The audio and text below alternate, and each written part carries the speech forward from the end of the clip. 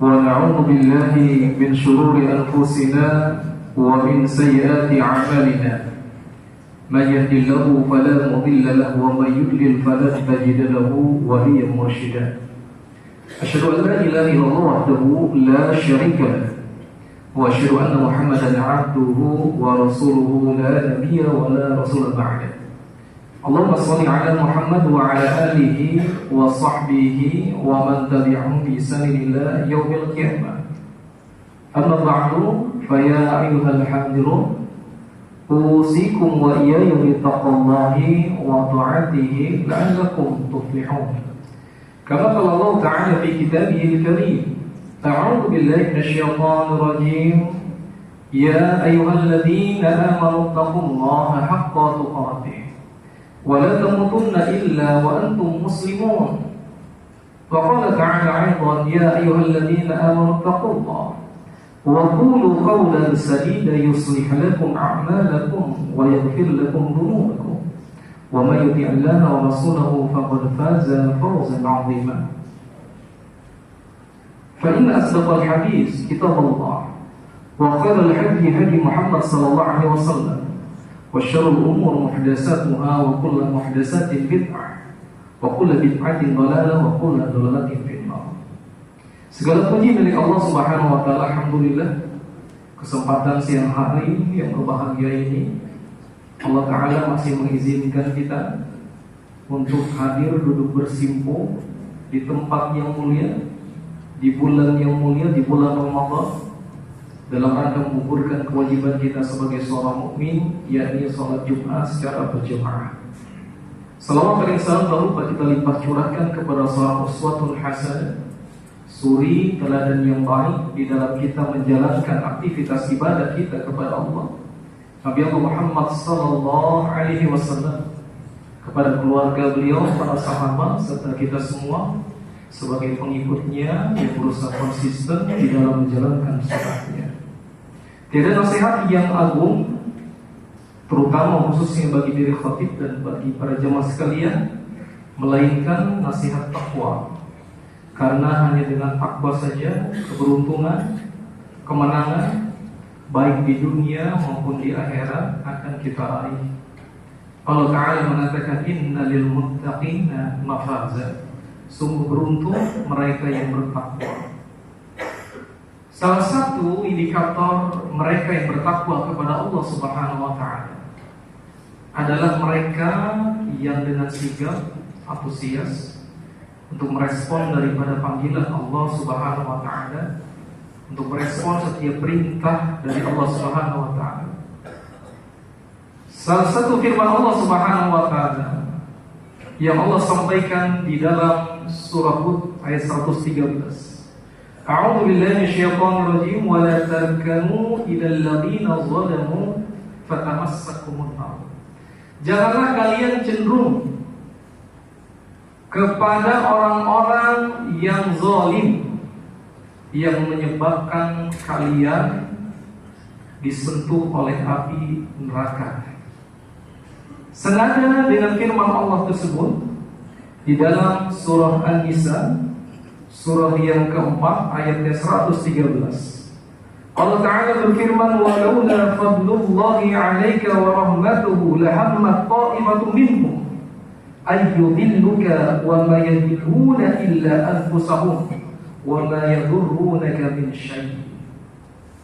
Di dalam surah An-Nisa ayat 113, yang mana ini adalah salah satu tema kita pada kesempatan hari ini untuk kita bahas, untuk kita cermati bersama setiap perintah dan larangan Allah Subhanahu wa taala, yang mana kita wajib menjalankan perintah Allah dan meninggalkan setiap larangan Allah Subhanahu wa taala, sebagaimana itu merupakan indikasi mereka yang bertakwa kepada Allah.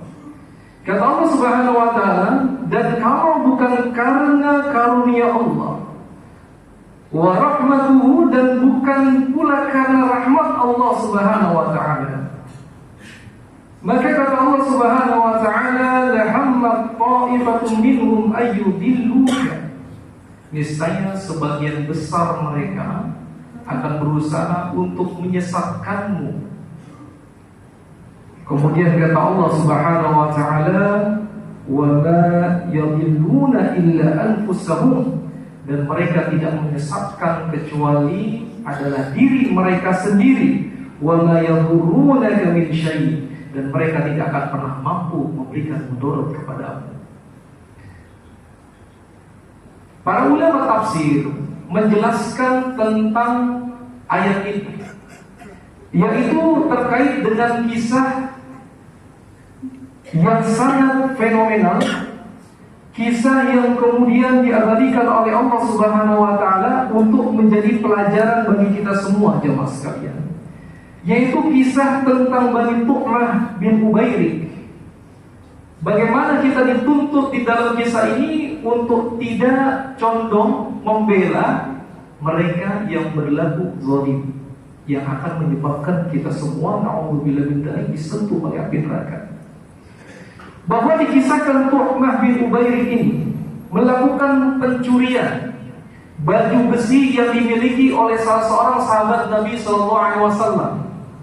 Lalu kemudian sahabat yang bajunya dicuri ini jamaah sekalian mengetahui bahwasanya pelakunya adalah Tu'mah bin Ubairik.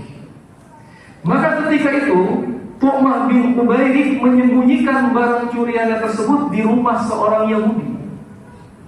Lalu kemudian Tu'mah bin Ubairik ini melakukan konsolidasi bersama kaumnya, membuat narasi-narasi seolah-olah Tu'mah ini adalah orang yang tertuduh, padahal Tu'mah ini merupakan pelaku daripada pencurian tersebut. Sehingga akhirnya Tu'mah bin Ubairik ini bersama kabilahnya datang kepada Nabi SAW, kemudian membela dirinya dan menuduh orang lain sebagai pelakunya. Sehingga kemudian mereka menggiring opini, menekan Nabi SAW untuk memutuskan hukum sesuai pembelaan mereka.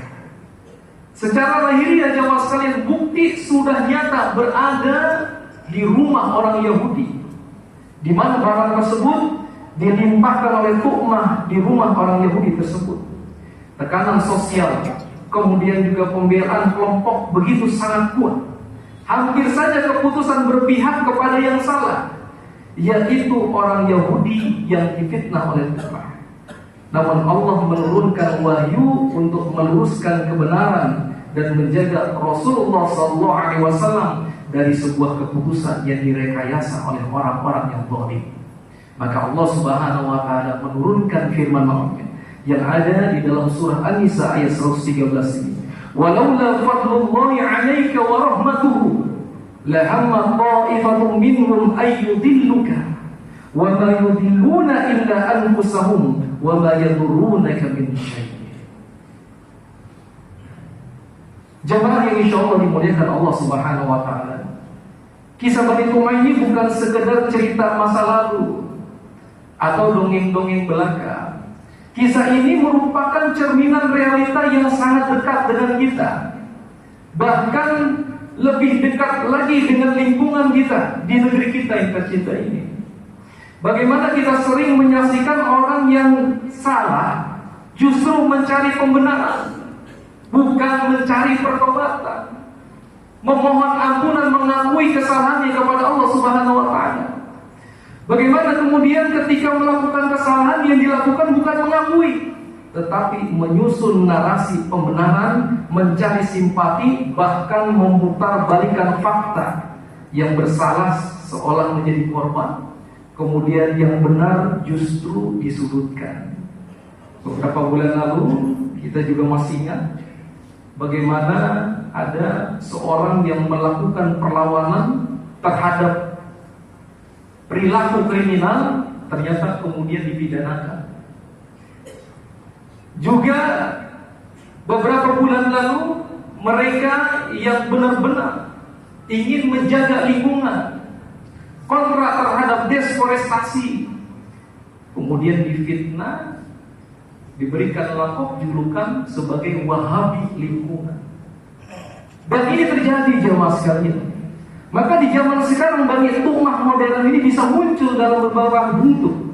Jangan sampai kita kemudian menjadi Bani Tu'mah modern yang Allah laknat karena kezalimannya. Yang pertama jemaah sekalian, yaitu orang yang menyebarkan fitnah di media sosial. Kemudian yang kedua, yaitu pihak yang menggunakan kekuasaan, jabatan atau massa untuk menekan kebenaran. Yang ketiga, fanatisme kelompok yang membela kesalahan hanya karena satu golongan. Kemudian yang keempat, rekayasa informasi agar opini publik terbentuk kemudian berpihak kepada kebatilan. Padahal Allah mengingatkan wa ma yudilluna illa anfusahum. Mereka tidak menyesatkan kecuali diri mereka sendiri. Artinya setiap manipulasi, setiap kebohongan dan rekayasa kebenaran sejatinya adalah bumerang yang akan kembali kepada pelakunya. Barakallahu li wa lakum fil Qur'anil Karim wa nafa'ni wa iyyakum min al-ayati wa dzikril hakim. Aqulu qawli hadza astaghfirullah li wa lakum wa lisairil muslimin wal muslimat fastaghfiruhu innahu huwal ghafurur rahim.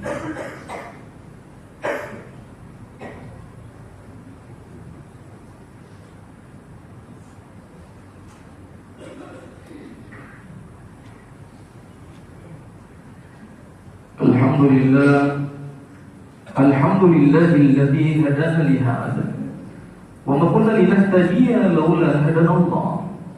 Asyhadu an la ilaha illallah wahdahu la syarika lahu wa asyhadu anna Muhammadan 'abduhu wa rasuluhu la nabiyya wa la rasula ba'dahu.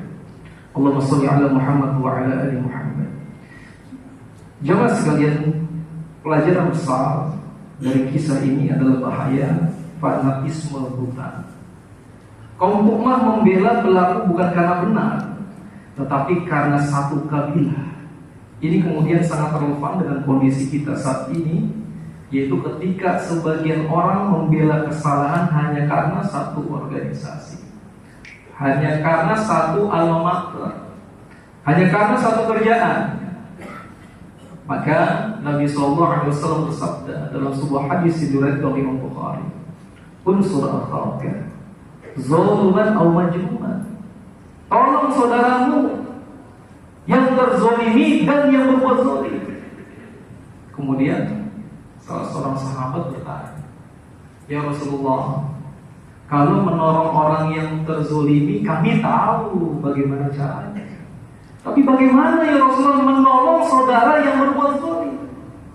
Maka kata Nabi SAW, "Tahzizuhu wa tamna'ahu fadzalika nasratuhu." Cegah, larang dia dari melakukan kezaliman, maka itu adalah cara menolong saudara kita yang berbuat zalim. Inilah yang tidak dilakukan oleh kaum Bani Tu'mah. Mereka justru membela kebatilan karena fanatisme kelompok. Kemudian juga banyak orang yang ketika mendapatkan sebuah informasi tidak melakukan tabayun, tidak melakukan check and recheck. Sebagaimana kisah Bani Tu'mah, si Tu'mah menceritakan versinya dia saja, tapi kabilahnya tidak melakukan cross check, tidak melakukan tabayun, benar nggak yang disampaikan si Tu'mah ini, sehingga akhirnya mendukung kezaliman. Jangan sampai kemudian kita divonis oleh Nabi SAW sebagai orang yang pendusta. Siapa mereka yang pendusta itu? Kafabil mar'i kadiban ayuhadisa bikulli ma sami'a. Cukup seorang itu dikatakan tukang bohong apabila dia senantiasa menceritakan apa yang didengarnya. Dia tidak melakukan cross check terlebih dahulu, sehingga akhirnya timbul fitnah, timbul kezaliman kepada saudaranya. Wala tarkanu ila alladziina zalamu fatamassakumun nar. Jangan engkau menjadi pendukung kezaliman yang menyebabkan engkau disentuh api neraka. Maka di bulan Ramadan ini jemaah sekalian, mari kita mulai kuasai diri kita, kuasai setiap informasi untuk kita melakukan check and recheck, benar atau tidak. Jangan sampai kemudian kita akhirnya mendukung kezaliman, menyebarkan fitnah, menyebarkan kezaliman. Karena puasa sejatinya adalah bagaimana membentuk jiwa kita menjadi pribadi yang baik dan benar. Jangan sampai kita puasa ternyata tidak ada perubahan sikap, masih seperti itu, gibahnya masih, fitnahnya masih, berarti tidak ada perubahan jiwanya. Kemudian nihil pahala puasanya di hadapan Allah. Kata Nabi SAW, Robba so'iman laisa lahu min syah. Berapa banyak orang yang melakukan puasa, namun ternyata dia hanya mendapatkan ju' wal nafas. Laisa lahu min syah illa ju' wal nafas. Hanya mendapatkan haus dan lapar saja. Semoga yang khatib sampaikan pada kesempatan hari ini bisa menggugah, khususnya bagi diri khatib dan bagi para jemaah sekalian. Mari kita bermunajat kepada Allah. Semoga apa yang kita lakukan pada hari ini memberatkan mizan kebaikan kita pada hari kiamat kelak. A'udzu billahi minasyaitonir rajim. Innallaha wa malaikatahu yusholluna 'alan nabi. Ya ayyuhalladzina amanu shallu 'alaihi wa sallimu taslima. Allahumma shalli 'ala Muhammad wa 'ala ali Muhammad. Allahumma ighfir lil mu'minin wal mu'minat wal muslimin wal muslimat al-ahya'u minhum wal amwat innahu qaribun mujibud da'wat ya qadiyal hajat. Rabbana zalamna anfusana wa in lam taghfir lana wa tarhamna lanakunanna minal khasirin. Rabbana ighfir lana wa li ikhwanina alladhina sabaquna bil iman wa la taj'al fi qulubina ghillan lil ladzina amanu. Rabbana innaka ra'ufur rahim. Rabbana hab lana min azwajina wa dhurriyyatina qurrata a'yun waj'alna lil muttaqina imama. Allahumma inna nas'aluka ridha'aka wal jannah wa na'udzu bika min sakhatika wan nar. Allahumma innaka 'afuwwun karim tuhibbul 'afwa fa'fu 'anna ya karim. Rabbana atina fid dunya hasanah wa fil akhirati hasanah wa qina 'adzaban nar. Allahumma ansur ikhwanana al-mujahidina wal mustad'afina fi syam. Allahumma ansur ikhwanana al-mujahidina wal mustad'afina fi kulli makan wa zaman. Rabbana taqabbal minna innaka antas samiul alim wa tub 'alaina innaka antat tawwabur rahim. Subhana rabbika rabbil izzati 'amma yasifun wassalamun 'alal mursalin walhamdulillahi rabbil alamin. Aqimis shalah. الله أكبر الله أكبر أشهد أن لا إله إلا الله أشهد أن محمد رسول الله حي على الصلاة حي على الفلاح قد قامت الصلاة قد قامت الصلاة الله أكبر لا إله إلا الله